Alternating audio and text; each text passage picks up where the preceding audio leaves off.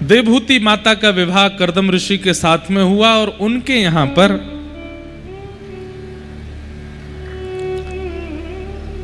भगवान कपिल बन करके आए।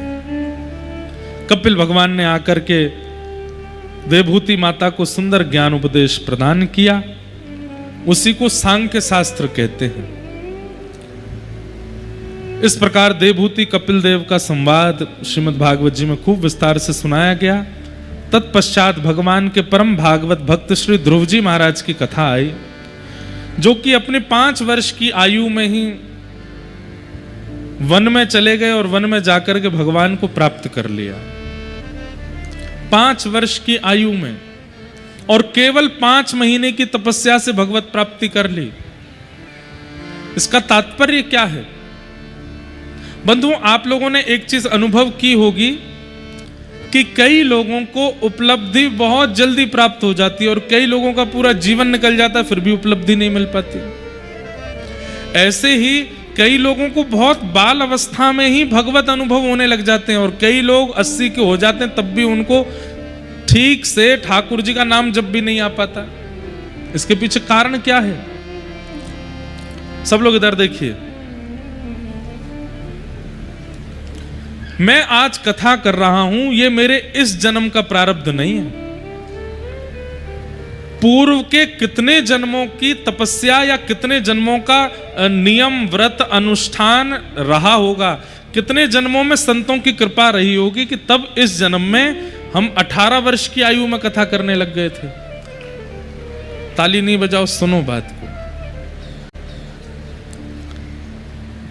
ये एक जन्म का फल नहीं हो सकता और ना ही मुझे इस बात पर अभिमान करना चाहिए कि मैंने इतनी कम अवस्था में प्रारंभ। हमारे पूज्य पिताजी महाराज ने तो 14 वर्ष की अवस्था में कथा शुरू कर दी थी। आज हमारे पूज्य पिताजी महाराज को लगभग 53 वर्ष होने को आए हैं कथा करते हुए। कथा करते हुए 53 वर्ष होने वाले हैं। यहां कितनों की तो उम्र नहीं होगी इतनी, वो तब से कथा कर रहे हैं। और भारत के ऐसे भागवत के वक्ता हैं जिन्होंने अपने जीवन में सबसे ज्यादा कथाएं की हैं।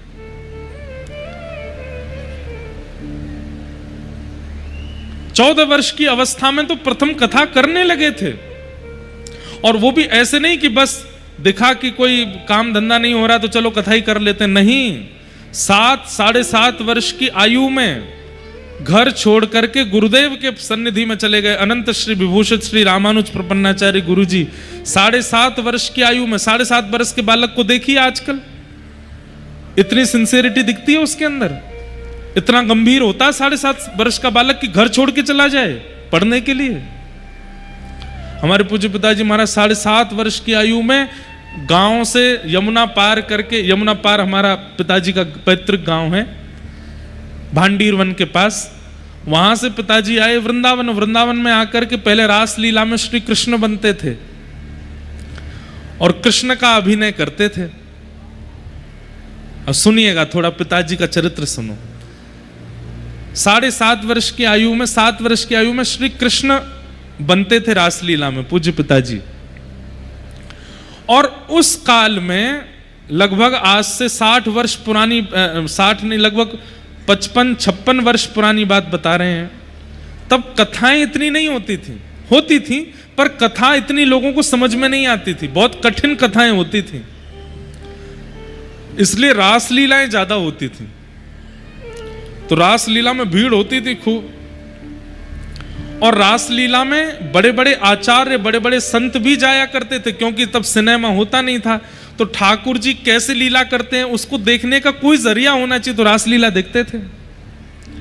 तो हमारे पूज्य पिताजी महाराज के गुरुदेव, शिक्षा गुरु अनंत श्री विभूषित श्री रामानुज प्रपन्नाचार्य गुरु जी कथा वो रासलीला में आते और रासलीला जब देखते तो जब पिताजी कृष्ण बनकर के आते तो हमारे गुरुजी को लगता मैं पूरे दिन जो कथा पढ़ाता हूं, भागवत पढ़ाता हूं बच्चों को, उसमें जो कृष्ण का वर्णन करता हूं वो यही है, यही बालक है।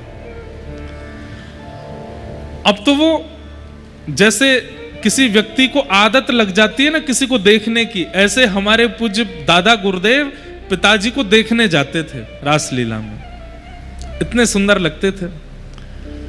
लेकिन एक दिन उन्होंने मन में विचार किया कि ये बालक धीरे धीरे बड़ा हो जाएगा, अभी 7 वर्ष का है, कल 12 वर्ष का होगा, 15, 16, 18 वर्ष का होगा, और जब ये बालक 20-21 साल का हो जाएगा फिर तो कृष्ण बनेगा नहीं, तब तो फिर उसी को कंस बना दिया जाएगा, और मेरे नेत्र और किसी रूप में इनको स्वीकार कर नहीं सकते, क्या करूं?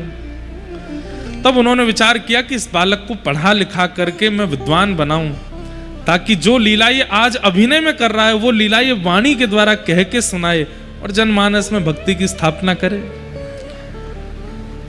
तब गुरुजी ने पूज्य पिताजी को रास लीला से ले लिया। हमारे दादाजी से बात करके रास लीला मंचन करने वाले परम पूजनीय पद्मश्री विभूषित श्री राम स्वरूप शर्मा जी, जिनके रासलीला में पिताजी कृष्ण का अभिनय करते थे, उनसे पिताजी को ले गए और माताजी पिताजी मतलब हमारी दादी दादा से कहा कि जब तक बालक पढ़ लिख के बिल्कुल विद्वान ना हो जाए आप लोग वृंदावन नहीं आएंगे देखने के लिए कैसे पढ़ाता हूं, कहां रहता, मैं पढ़ाऊंगा, मेरी जिम्मेवारी। और 5 वर्ष अथक मेहनत करके पूज्य पिताजी को पढ़ाया दिन रात। गुरुजी विद्यालयों में पढ़ाने जाते थे तो पिताजी साथ में झोला लेके चलते थे, विद्यालय में पढ़ते थे। फिर वापस गुरुजी के निवास पर आकर के पिताजी रोटी सब्जी बनाते, प्रसादी बनाते, ठाकुर जी का भोग लगाते, फिर गुरुजी को पवाते, फिर गुरुजी पढ़ाते, उसके बाद पिताजी पाते। इतना परिश्रम किया। किस अवस्था में? 7.5 वर्ष की अवस्था में। और 14 वर्ष की अवस्था में अपने जीवन की पहली भागवत की कथा की। और आज पिताजी को 53-54 वर्ष हो गए कथा करते हुए।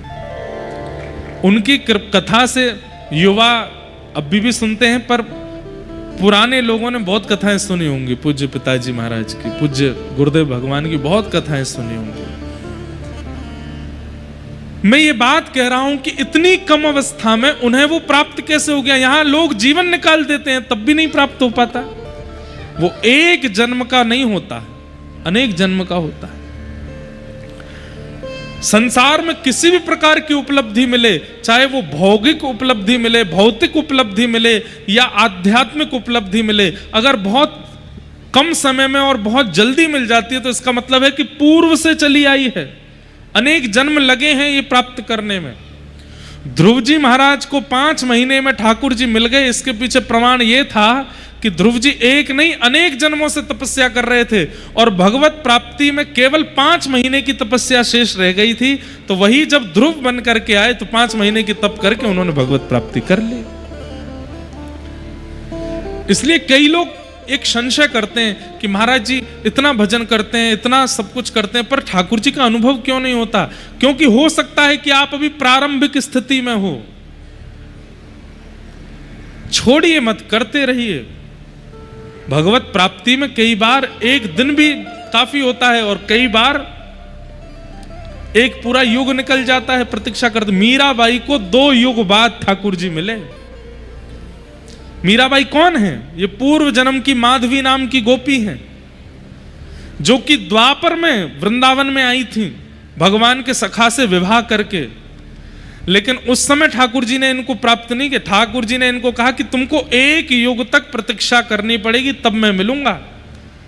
और 1 युग बाद भाई 1 साल की प्रतीक्षा समझ में आती है, 2 साल की प्रतीक्षा समझ में आती है, 10 साल की प्रतीक्षा भी समझ में आती है।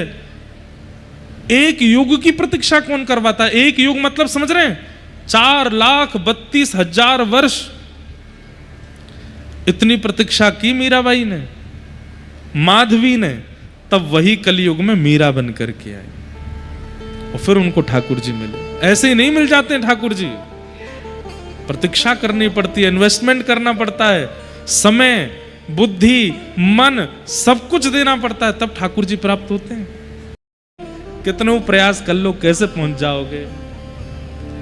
दिन को आऊं तो कान्हा शर्म मोहे लागे, दिन को आऊं तो कान्हा शर्म मोहे लागे, रात को आऊं तो दिन रात को आऊं तो कान्हा डर मोहे लागे, रात को आऊं तो कान्हा डर मोहे लागे, दिन को आऊं तो देख सारी नगरी, बड़ी दूर नगरी।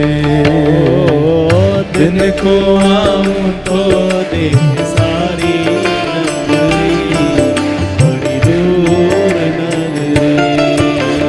दूर नगरी, बड़ी दूर नगरी, दूर नगरी, बड़ी दूर नगरी। हाँ दूर नगरी, बड़ी दूर नगरी। दूर नगरी, बड़ी दूर गाइए। कैसे आऊं रे नंदलाला, कैसे आऊं रे नंदलाला, कैसे आऊं मदन गोपाला, कैसे आऊं मदन गोपाला, तेरी गोकुल नगरी, बड़ी दूर नगरी। दूर नगरी, बड़ी दूर नगरी। दूर नगरी, बड़ी दूर नगरी। श्री राधा रमण लाल की।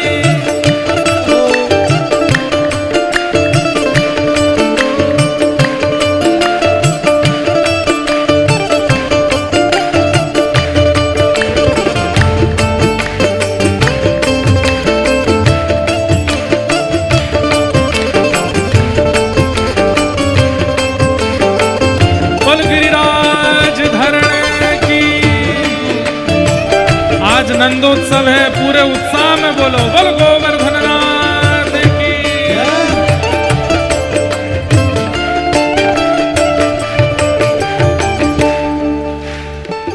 मीरा के प्रभु गिरधर नागर, मीरा के प्रभु गिरधर नागर, मीरा के प्रभु गिरधर नागर, आके प्रभु गिरधर नागर, हे प्रभु गिरधर नागर,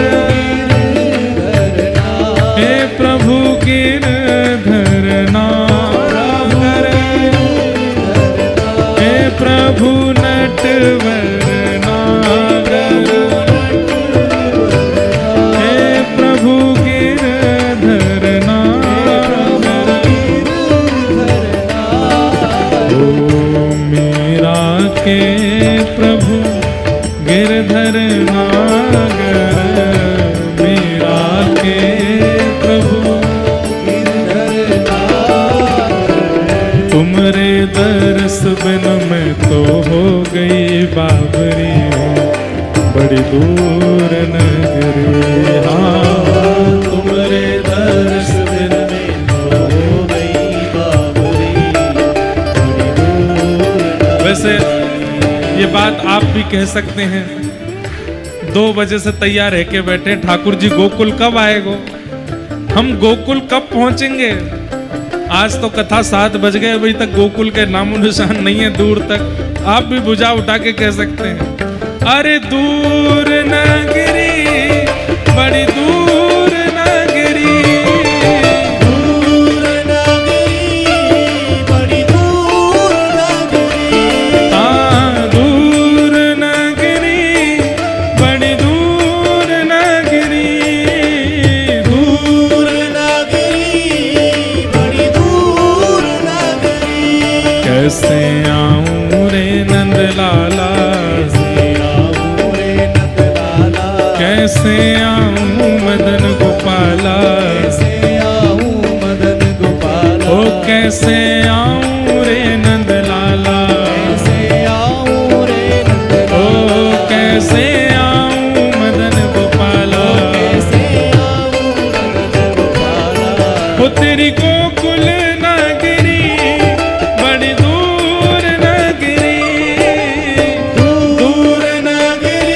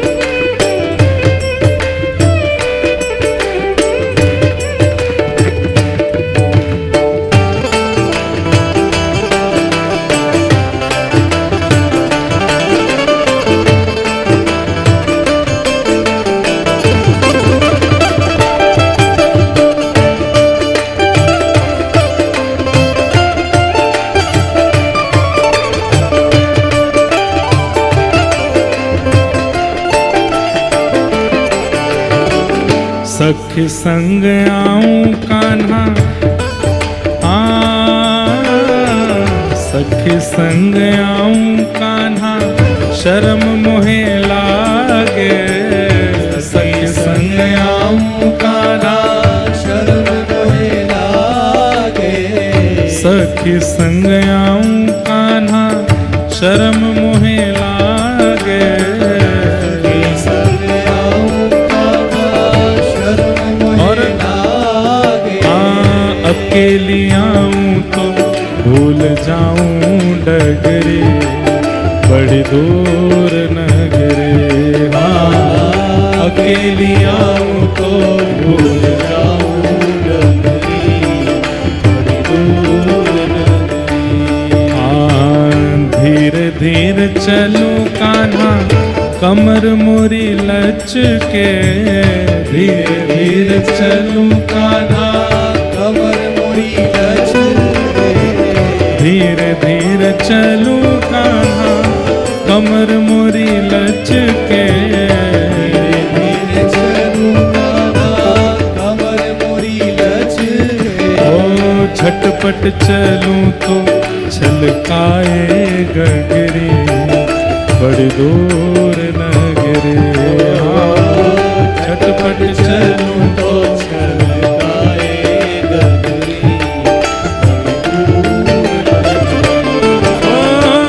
दूर नगरी, बड़ी दूर नगरी। दूर नगरी, बड़ी दूर नगरी। दूर नगरी, दूर नगरी, बड़ी दूर नगरी। दूर नगरी, बड़ी दूर नगरी। ओ कैसे आऊं रे नंद लाला, आऊं रे नंद लाला। कैसे आऊं मदन गोपाला। कैसे आऊं मदन गोपाला। ओ कैसे आऊं रे नंद लाला। कैसे आऊं रे नंद ओ लाला। कैसे आऊं मदन गोपाला। कैसे आऊं मदन गोपाला। तेरी गोकुल नगरी, बड़ी दूर नगरी। दूर नगरी, बड़ी दूर नगरी। दूर नगरी, बड़ी दूर नगरी। हे गोविंद मेरो है, गोपाल मेरो है। हाँ गोविंद मेरो है। गोपाल मेरो है। ओ प्यारो रमण बिहारी, नंदलाल मेरो है। प्यारो बिहारी नंदलाल मेरो है। ओ प्यारो गिरिवर धारी, गोपाल मेरो है। प्यारो गिरिवर धारी, गोपाल मेरो हे है। गोविंद मेरो है, गोपाल मेरो है। गोपाल मेरो है। हाँ गोविंद मेरो है, गोपाल मेरो है। गोपाल मेरो है। ओ राधा वल्लभ बिहारी, नंदलाल मेरो है। राधा वल्लभ बिहारी नंदलाल मेरो है। राधा वल्लभ बिहारी, नंदलाल मेरो है। वल्लभ बिहारी नंदलाल हे गोविंद मेरो है, गोपाल मेरो है। गोपाल मेरो है। हे गोविंद मेरो है, गोपाल मेरो है।